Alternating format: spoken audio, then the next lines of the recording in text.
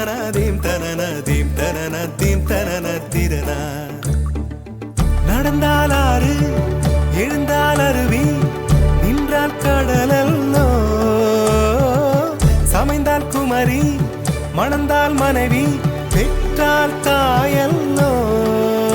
சிறு நதிகளே நதியிடும் கரைகளே கரை தொடும் நுரைகளே நுரைகளில் இவள் முகமே சிறு நதிகள்.